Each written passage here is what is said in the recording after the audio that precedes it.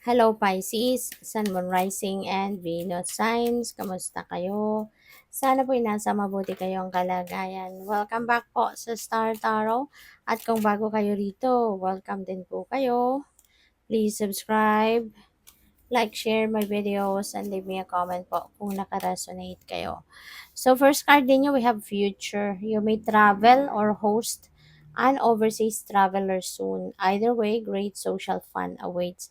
So baka mayroon kayong bibisitahin abroad or baka kayo yung bibisitahin. So yun, regardless kung ikaw ang aalis or ikaw yung dadatnan, you're gonna have fun. No? So, which is good kasi baka matagal mo na din naman itong pinagplanuhan. So, it's either ikaw bibisita or ikaw ang bibisitahin. So, also, a reminder sa'yo, trust your intuition. Okay? It's a great time to learn a new skill as well, change careers or invest money. So, unang-una, lalo-lalo na sa mga desisyong ito, kung kayo ay kunyari, mag invest ng pera, or kung kayo ay magbabago ng career path, kung yan man ang mga bagay na kinoconsider mong gawin, huwag kayong makakalimot na sundin ninyo. Pakinggan ninyo at sundin kung ano man ang binubulong sa iyo ng inyong intuition. Kasi that is what's going to lead you towards the right path na dapat ninyong puntahan. Okay? At saka maaari din na baka mayroong mga oportunidad dito para kayo ay makapag-aral, para kayo ay um, kumbaga ma-hone pa ninyo, mahasa pa ninyo yung inyong mga talento, ang inyong mga skills, So there could be opportunities sa ngayon, na pwedeng anuhin ninyo, kunin ninyo sa ngayon. So that's really good. We have reflection. Sabi dito, friendship in your life may come to an end, and others could blossom and become stronger. Baka meron ditong realization kayo, Pisces.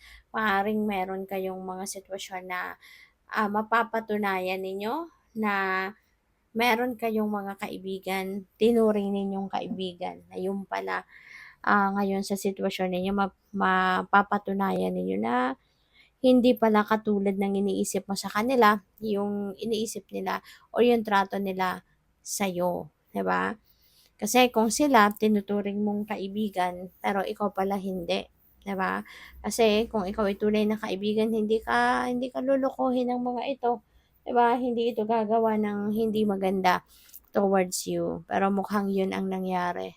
'Di ba? Kaya nga mapapatunayan mo na okay.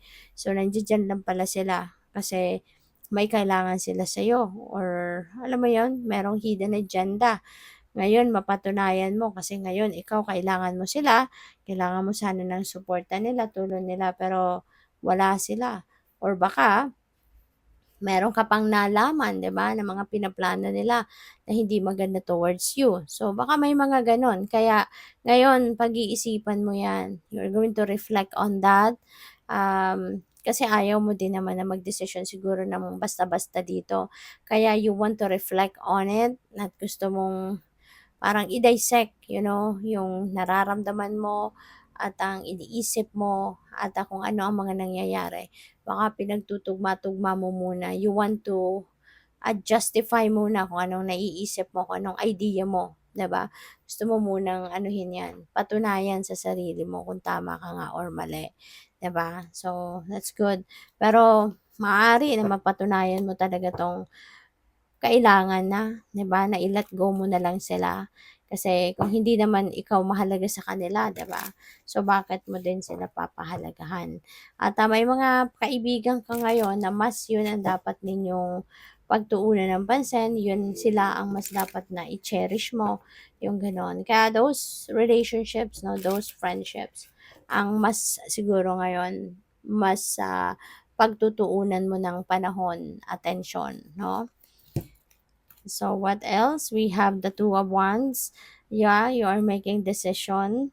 Kasi nga ito, pag-iisipan mong mabuti. So talagang kailangan pagdesisyonan mo to kasi hindi na maganda if you are going to keep them in your life, na po pwedeng in the end, tatraidorin ka lang din naman ng mga ito. Kaya maaaring yun ang desisyon na kailangan mong gawin or isa sa mga decisions na kailangan mong gawin at this time. And also, this is travel, no? This is about travel. So, meron tayong travel energy din dito. So, most likely talaga ang iba sa inyo is going somewhere.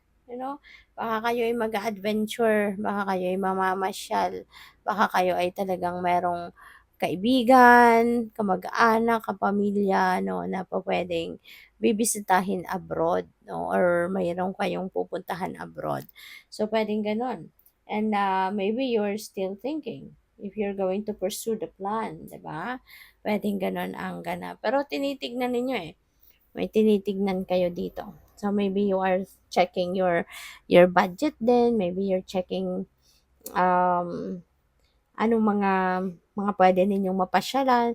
Siguro pinipili ninyo sa ngayon kung anong lugar, no, ang dapat ninyong puntahan na maximize ninyo yung gastos ninyo doon, 'di ba? Yung mapapakinabangan mo talaga ng bonggang-bongga, yung talagang magiging sulit, no, yung gastos ninyo.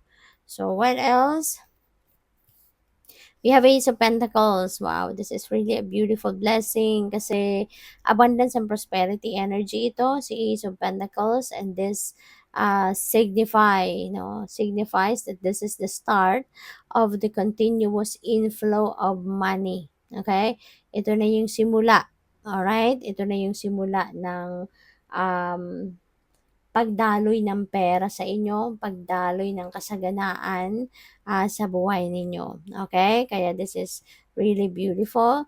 At yung perang ito could be coming from different areas, different sources. O pwedeng may perang dadating na galing sa trabaho, galing siguro sa investment niyo, baka may ROI na, yung return of investment, or po pwedeng may inheritance, po pwedeng may winning, baka mananalo kayo or baka windfall of money, 'di ba? So it could come from various sources, Pisces, na perang ito.